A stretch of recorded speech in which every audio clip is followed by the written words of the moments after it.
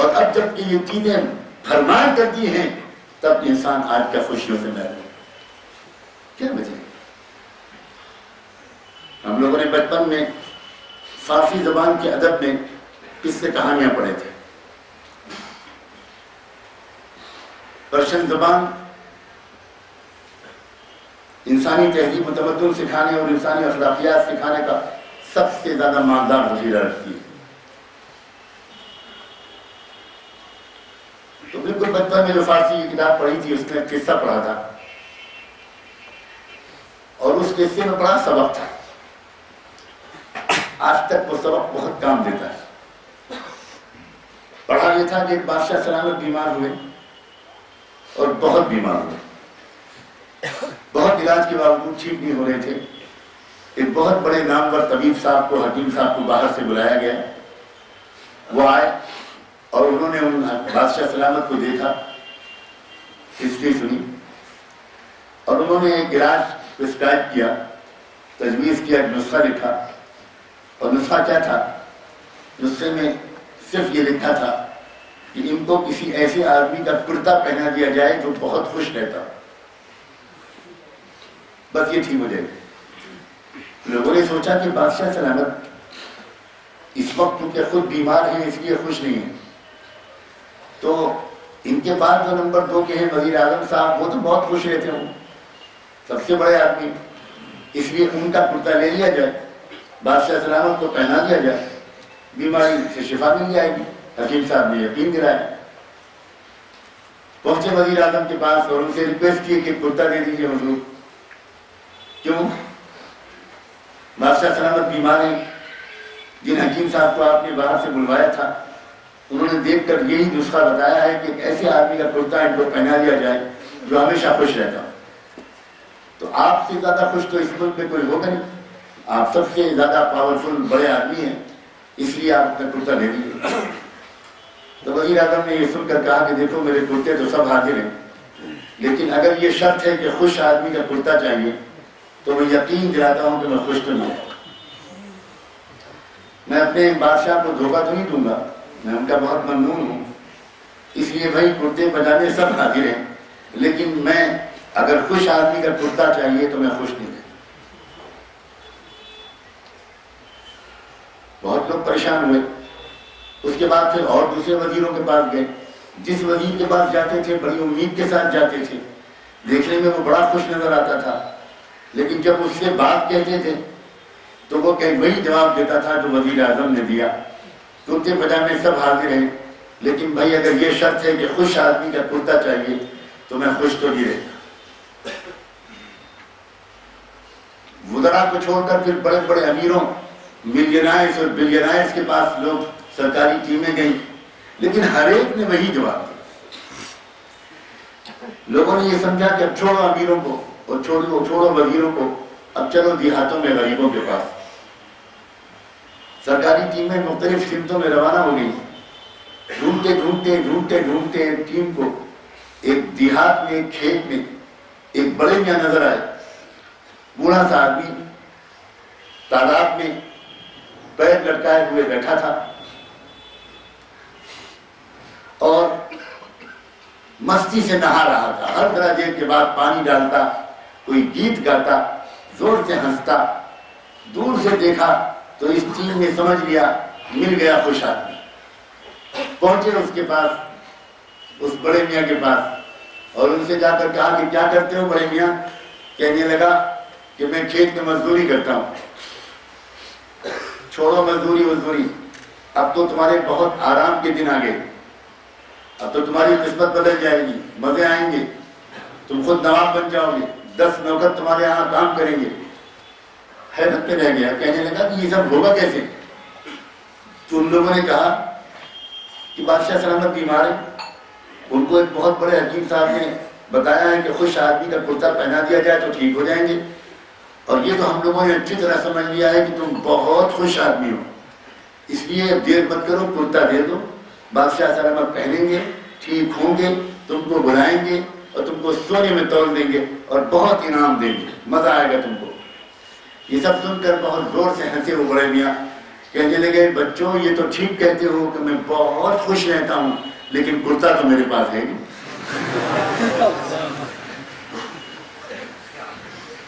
دیکھ رہے ہو ایسے ہی بیٹھا ہوں دھوتی پہنے اور نہا رہا ہوں میرے پاس تو کرتا نہیں. جن کے پاس کرتے تھے وہ خوش نہیں تھے اور جو خوش نکلا اس کے پاس ایک بھی کرتا نہیں. یہ لیسن ہے, یہ ایک سبق ہے. بے شک باہر کی یہ چیزیں نعمتیں ہیں, ہم کوئی گنائی نہیں کر سکتا, کوئی گنائی نہیں کر سکتا کہ مکان نعمت ہے, کپڑے نعمت ہیں, بستر نعمت ہے, یہ سب نعمتیں ہیں. لیکن خوشیوں اور اطمینان کا, اسپرچول سیٹسفیکشن کا دار و مدار ان چیزوں پر بالکل نہیں. وہ کوئی اور چیز ہے, اور اس چیز کو آج کے کلچر میں, آج کی تہذیب میں, آج کے لائف اسٹائل نے ٹوٹلی اگنور کیا ہوا ہے, محروم کر دیا ہے انسانوں کو. اور وہ کیا ہے؟ وہ میرا اور تمہارا دل. دل ہے خوشیوں کا گہوارہ, دل ہے اطمینان کا مرکز, دل ہے اندر کی خوشیوں کا ایک سینٹر. جب انسان کا دل گناہوں سے پاک صاف ہوتا ہے, جب انسان کا دل بالکل مطمئن ہوتا ہے, جب انسان کا دل اپنے مالک کی یاد سے آباد ہوتا ہے, جب انسان کے دل میں نامناسب تمنائیں نہیں ہوتی, جب انسان اللہ کی تقدیر پر راضی ہوتا ہے, جب انسان یہ سمجھ کر دنیا میں جیتا ہے کہ میں تھوڑے دن کے لیے اس دنیا سے گزرنے کے لیے آیا ہوں, میری اصل منزل یہ نہیں ہے. اس لیے بہت زیادہ ٹینشن لینا دنیا کی مسائل کا, بہت زیادہ کنسرن اپنے دماغ پر, اپنے دل پر طاری کر لینا دنیا کے مسائل کا, یہ غلطی اسی سے ہوتی ہے جو یہ نہیں جانتا کہ یہ تھوڑے دن کی زندگی ہے, اصل تو آگے کی زندگی. ایک انسان ٹرین میں سفر کر رہا ہوتا ہے, ایک انسان ہوائی جہاز میں سفر کر رہا ہوتا ہے, کبھی ہوائی جہاز لیٹ ہوتا ہے, کبھی فلائٹ میں کوئی ڈسٹربنس ہوتا ہے, کبھی آدمی کو ریل میں کوئی پریشانی ہوتی ہے, تو آدمی تسلی دیتا ہے اپنے آپ کو, اپنے بچوں کو, بیٹا تھوڑی دیر کی بات ہے, بس چند گھنٹے برداشت کر لو, پھر تو انشاءاللہ اپنے گھر پہنچ جائیں. بالکل اسی طرح واللہ العظیم اس دنیاوی زندگی کی مثال ہے. جو لوگ اپنے دل کو صحیح یقین سے آباد کرتے ہیں, وہ اگر زندگی میں کبھی پریشان ہوتے ہیں, اور اس زندگی میں تو اتار چڑھاؤ آ کر رہتے ہیں, یہ زندگی کبھی بھی کسی کی بھی ایک سے نہیں گزرتی, آ کر رہتے ہیں اتار چڑھاؤ, تو انسان بہت آسانی کے ساتھ, بہت ہمت, بہت پیشنس, بہت صبر, بہت کریج کے ساتھ اپنے کو سمجھاتا ہے کہ یہ تھوڑے دن کی بات ہے. پریشان نہیں ہوتا, نروس نہیں ہوتا, مایوس نہیں ہوتا. اگر آپ مجھ سے پوچھیں کہ ڈپریشن کا عربی میں ترجمہ کیا ہے, میں آپ کو حیرانی سے بتاؤں گا کہ ڈپریشن کا کوئی ایکویلنٹ لفظ عربی میں ہے نہیں. اس کی وجہ یہ ہے, الفاظ بنتے ہیں تہذیبوں کے تجربوں کی وجہ سے. اسلامی تہذیب میں کوئی انسان ڈپریسڈ ہوتا ہی نہیں تھا, لہذا عربی زبان میں ڈپریشن کے لفظ کی ضرورت ہی کیا ہے. غریب سے غریب انسان مست رہتا تھا, مطمئن رہتے تھے لوگ, اس لیے کوئی عربی زبان میں لفظ ہی نہیں. اور یہ تو زبان کی بات میں نے چھیڑی, یہاں سب بہترین صلاحیت رکھنے والے نوجوان جمع ہیں. اللہ آپ کی قسمت کو بلند کرے اور آپ کی نصیب کو روشن کرے. آپ کو ایک دلچسپ لطیفہ اور سنا, آپ میں سے بہت سے لوگ انگلش لٹریچر میں کوئی ماسٹرز کر رہا ہوگا, کوئی ریسرچ کر رہا ہوگا, کوئی شیکسپیئر کو, ورڈسورتھ کو, ٹینیسن کو پڑھ رہا ہوگا. میں آپ سے پوچھتا ہوں, برکت کا لفظ اس کے لیے کوئی انگلش میں لفظ ہے؟ میں تھوڑی دیر انتظار کروں گا, کوئی قابل صاحب کھڑے ہوں اور بتائیں کہ اگر میں آپ سے کہوں کہ انگلش کوئی بتائیے کوئی لفظ جس میں ایک لفظ میں ہم ترجمہ کر سکیں برکت کا. یہی سوال میں جو آپ سے کر رہا ہوں وہ میں نے اسٹینفورڈ یونیورسٹی میں انگلش ڈپارٹمنٹ کے ہیڈ سے پوچھا. اسٹینفورڈ یونیورسٹی امریکہ کی سب سے بڑی یونیورسٹی ہے, امریکن پریزیڈنٹس کے زیادہ تر بچے اور بچیاں وہیں پڑھتے ہیں. جس وقت میں اسٹینفورڈ میں گیا تھا اور میں نے وہاں پر ایک لیکچر دینے کا مجھے موقع ملا, تو انہی اسٹوڈنٹس میں بل کلنٹن کی لڑکی چیلسیا بھی تھی. اور اسی اسٹینفورڈ یونیورسٹی کے انگلش ڈپارٹمنٹ کے سربراہ سے میں نے پوچھا, وہ عربی بھی جانتے تھے, لبنان میں 10-12 سال وہ رہے، اس لیے بہت اچھی عربی جانتے تھے وہ، اور تھے وہ انگلش زبان کے بہت بڑے ماہر، انٹرنیشنلی ریناؤنڈ آدمی ہیں وہ انگریزی لٹریچر کے اعتبار سے۔ میں نے ان سے پوچھا کہ برکت کا کوئی ترجمہ ہے، تو وہ حیران رہ گئے کہ سوری، میں نے کہا ہو بھی نہیں سکتا، اس لیے کہ آپ کی تہذیب میں ہی برکت نہیں ہے تو آپ کی زبان میں کیسے برکت؟ اچھا نہیں، سوال ہی پتہ نہیں، ہو ہی نہیں سکتا۔ اور نوجوانوں ان کو ایک لفظ اور دیتا، پاکی، طہارت، لاؤ اس کے لیے کوئی انگلش کا لفظ۔ بہت قابل لوگ ہو، بتاؤ۔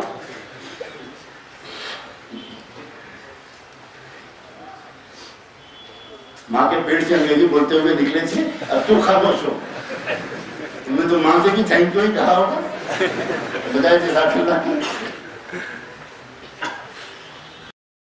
اب کیوں خاموش؟ کہاں ہے طہارت؟ نہیں ہو سکتا۔ میں نے کئی لوگوں سے پوچھا ان کا کلینلینس، میں نے کہا سبحان اللہ، کیا ہر کلین چیز پاک ہوتی؟ صفائی الگ چیز ہے، پاکی الگ چیز ہے۔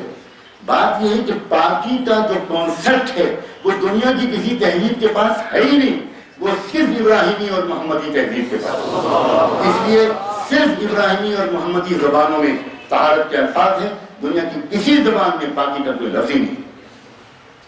کیا پیاری تہذیب اللہ نے ہمیں تم کو دی، کیا خوبصورت تہذیب اللہ تعالیٰ نے ہمیں اور آپ کو دی۔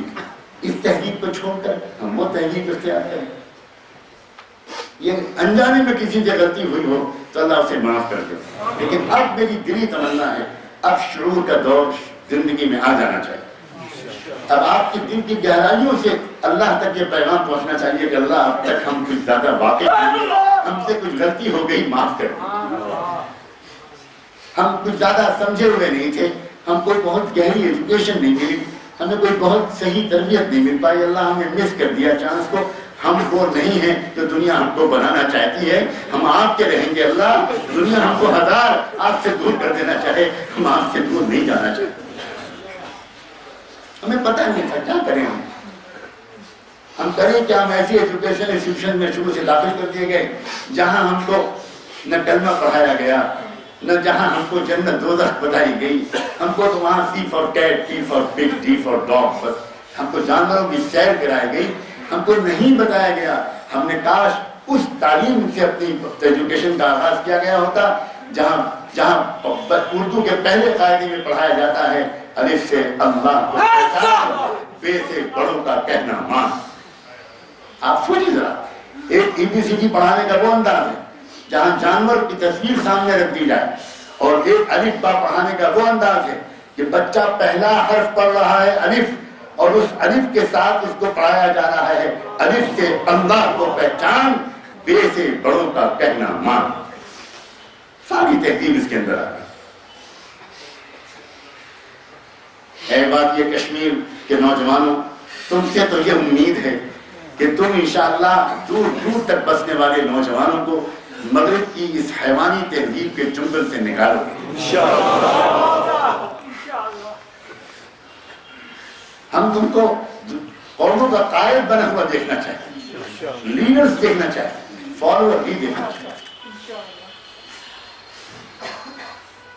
فالوور بننا تو بہت آسان ہے، کاہل انسان فالوور بن سکتا ہے، سست اور لیزی انسان فالوور بن سکتا ہے، سیلف کانفیڈنس کی نعمت سے محروم انسان فالوور بن سکتا ہے، دن کو سونے اور رات کو کھیلنے والا انسان فالوور بن سکتا ہے، اپنی جوانیوں کو داغدار کر دینے والا انسان فالوور بن سکتا ہے۔ فالوور بننے کے لیے کچھ محنت کرنے کی ضرورت نہیں ہے، فالوور بننے کے لیے اپنے آپ کو کچھ کنٹرول کرنے کی ضرورت نہیں ہے۔ جو چاہو دیکھو، جو چاہو سنو، جو چاہو بولو، جو چاہو انجوائے کرو، اور فالوورز کی بھیڑ میں ایک مکھی اور مچھر کی طرح اضافہ کر دو۔ بہت آسان ہے، لیکن لیڈر بننا، رہنما بننا، سیویئر بننا، قوموں کو بچانے والا بننا، قوموں کا نجات دہندہ بننا، قوموں کا مسیحا بننا، اس کے لیے ابراہیم، موسیٰ، عیسیٰ اور محمد کا دامن تھامنا ہوگا۔ اس کے لیے دنیا کو بچانے والی عظیم ہستیوں کو پڑھنا ہوگا، ان سے اپنا رشتہ جوڑنا ہوگا۔ یہ وہ نام ہیں، یہ وہ لوگ ہیں جنہوں نے ملینز سے بلینز انسانوں کو بچایا ہے۔ جو واقعی دنیا کی قوموں کے قائد ہیں، واقعی دنیا کی قوموں کے رہبر ہیں، یہ وہ لوگ۔ میں ابھی تھوڑی دیر پہلے اپنے کچھ نوجوان ساتھیوں سے کہہ رہا تھا کہ مجھے اتنا دکھ ہوتا ہے یہاں آ کر، خوشی بھی ہوتی ہے، دکھ بھی ہوتا ہے۔ میں دنیا میں بہت جگہ جاتا ہوں، بہت زیادہ میری قسمت میں دنیا بھر میں، ملک بھر میں گھومنا لکھا ہے ابھی تک، تو اس کے باوجود میں یہ بات دیکھتا ہوں کہ جو ایمانی صلاحیت، جو روحانی استعداد اے کشمیر کے نوجوانوں تمہارے اندر ہے، وہ بہت کم جگہ دیکھنے کو ملتی ہے۔ لیکن نوجوانوں تم اپنے کو نہیں پہچان پاتے، تم اپنے کو نہیں پہچان پاتے۔ دنیا تمہاری پوٹینشل کو پہچانتی ہے، اسی وجہ سے تم پر بہت زیادہ محنت کرتی ہے، تم پر لچائی ہوئی نگاہ ڈالتی ہے۔ دنیا جانتی ہے اس بات کو کہ اگر یہاں کے نوجوانوں نے اپنے کو پہچان لیا تو ہزاروں کلومیٹر دور تک یہ انقلاب گیا۔ دنیا جانتی ہے تمہارے عشق کے جذبات کو، دنیا جانتی ہے تمہارے نسب کو، دنیا جانتی ہے تمہارے روحانی شجرے کو، دنیا جانتی ہے تمہارے آباء و اجداد کو، دنیا جانتی ہے امیر کبیر شیخ حمدانی کو، دنیا جانتی ہے سید بلبل شاہ کو، دنیا جانتی ہے سلطان العارفین کو، دنیا جانتی ہے ان کی روحانی میراث کو، اور یہاں کی مٹی میں ان کے فیوز و برکات آج بھی موجود ہیں۔ آپ سمجھتے ہو میں تم کو دین سکھانے آتا ہوں؟ اس غلط فہمی سے نکل جاؤ، میں یہاں کی بازی سے گزر کر اپنے ایمان کو تازہ کرنے آتا ہوں۔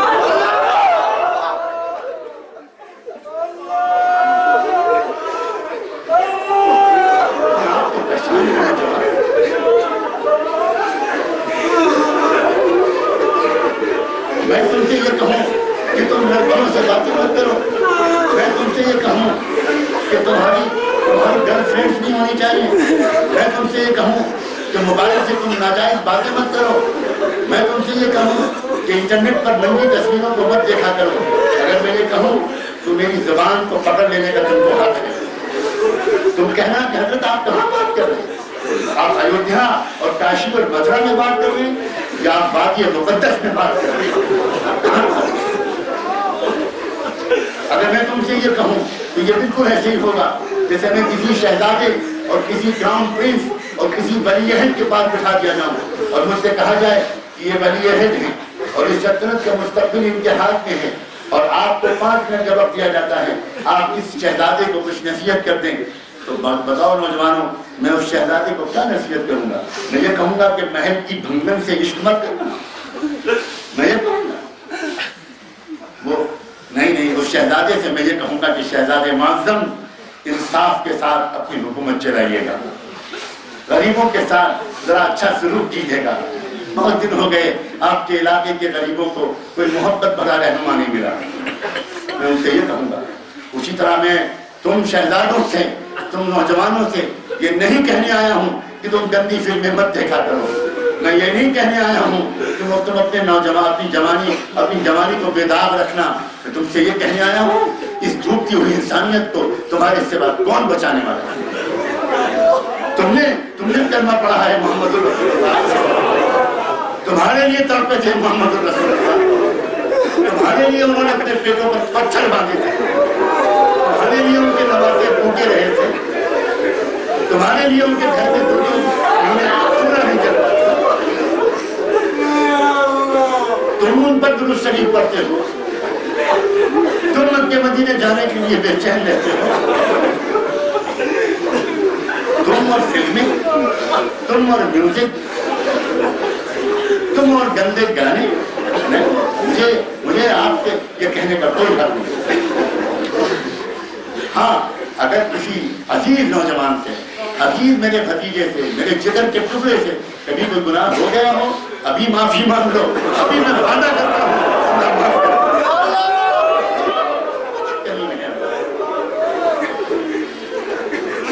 اللہ انتظار میں بیٹھے ہیں، کہاں ہے وہ میرے بندے مجھ سے معافی مانگے، کہاں ہے وہ نوجوان؟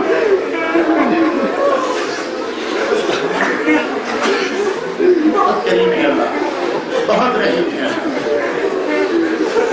نوجوانوں اپنے اوپر تو رحم کھاؤ، دنیا پر بھی رحم۔ دنیا انتظار میں، بندہ دنیا पाक दामन नौजवानों के इंतजार में, इंतजार में तंग आ गई है दुनिया, तंग आ गई है नाचते नाचते गाने गाते गाते, सुकून नहीं मिल रहा है। ये कभी इसने शुरुआत की तो इसने स्मोकिंग से शुरुआत की कि चलो सिगरेट पिएंगे कुछ देर के लिए सुकून मिलेगा, उससे भी नहीं मिला। तो इसने सिगार निकाला, चलो सिगार पिएंगे वो जरा देर तक चलेगा, उससे सुकून मिलेगा, उससे भी काम नहीं चला। चलो फिर कुछ शराब पिएंगे, कुछ ड्रिंकिंग करेंगे, थोड़ी देर के लिए सुकून मिलेगा, वो भी खूब पी के देख ली, उससे भी सुकून नहीं मिला। इसने फिर ड्रग्स का तजुर्बा किया कि लाओ ड्रग्स की तरफ जाएं, चाहे उससे कुछ सुकून मिले।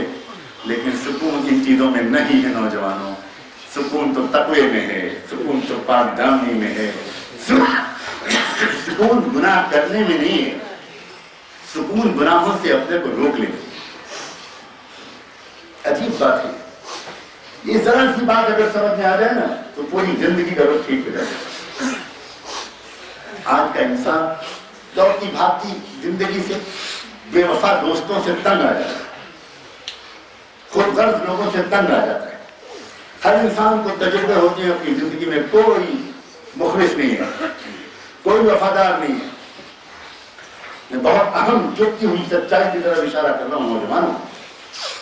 जब नौजवानी की जिंदगी में इंसान दाखिल होता है, कोई लड़की या कोई लड़का टीनेज में जब आता है ना, उसके अंदर इमोशंस डेवलप होते हैं, कुछ तमन्नाएं, कुछ शौक, कुछ रोमांटिक किस्म के तसव्वुरात। ये इंसान की फितरत, ये बायोलॉजी है इंसान। खुदा ने बहुत ही प्लानिंग के तहत हर लड़के और लड़की के दिल में ये शौक रखे हैं। हर लड़का इसका ख्वाब देखता है, हर लड़की इसका ख्वाब देखती है, कोई हो जो सिर्फ मेरा, कोई हो जो सिर्फ मेरे लिए, मैं उसका हूं और वो मेरा, मैं उसके लिए जीऊं, वो मेरे लिए जिए, उसमें कोई शरीक ना हो। यह हर इंसान की तमन्ना है।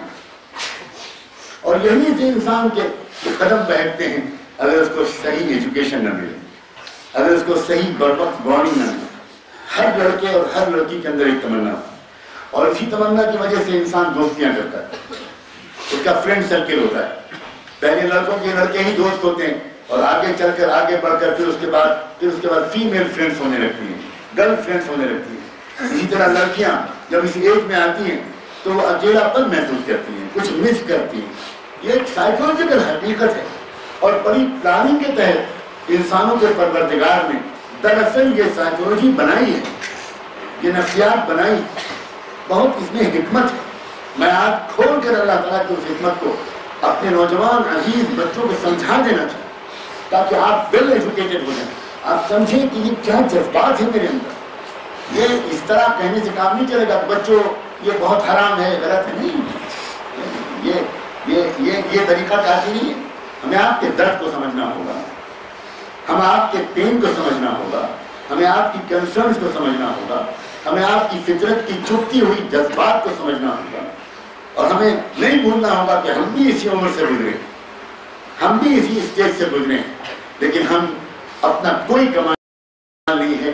कमाल उस रब का है जिसने ऐसे माँ बाप की गोद में परवान चढ़ाया, जिन्होंने शुरू से हमको दिन का उजाला समझाया, रात का अंधेरा समझाया, जिन्होंने हमको जिंदगी की ऊंच नीच समझाई और खोल खोल कर हमको समझाया।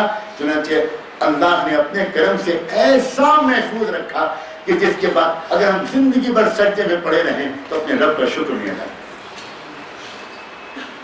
हमारे नौजवानों का कसूर बहुत कम है।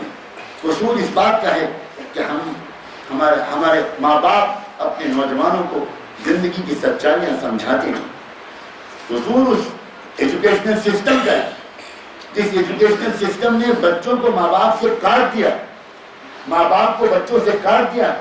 न बच्चों के पास वक्त है अपने माँ बाप के पास बैठने का, न माँ बाप के पास वक्त है अपने बच्चों के पास बैठने का। ये इकोनॉमिक सिस्टम जिसने इंसान को और मर्द को एक बैल बना रखा है और वो सुबह से रात तक सिर्फ पैसा कमाने में जुटा रहता है, वो अपने बच्चों के लिए भी वक्त फारिग नहीं कर पाता। अजीब बात है। कारोबार एक सोर्स था आराम का, कारोबार एक सोर्स था अपने बच्चों को अच्छी परवरिश देने का, लेकिन कारोबार अब सोर्स नहीं रहा, कारोबार इटसेल्फ एक मकसद बन गया। कमाल है। जिस आराम के लिए पहले का इंसान बिजनेस किया करता था, आज का इंसान آرام کے لیے بزنس نہیں کرتا بلکہ بزنس کے لیے بزنس کرتا ہے، ایک دوسرے سے بڑھ جانے کے لیے بزنس کرتا ہے، وہ بزنس کرتا جاتا ہے اور اسے آرام سے محرومی بڑھتی جاتی ہے۔ جتنا بزنس بڑھتا جاتا ہے اتنی تکان بڑھتی جاتی ہے، اتنا ٹینشن بڑھتا جاتا ہے اور اتنا آرام کم ہوتا جاتا ہے۔ یہ موجودہ اکنامک سسٹم کی نحوست ہے، یہ کنزیومر مارکیٹ کا جو پروگرام، جو کلچر اس وقت دنیا میں چلا ہوا ہے، جو کنزیومرزم کا جو اس وقت کلچر دنیا میں چلا ہوا ہے،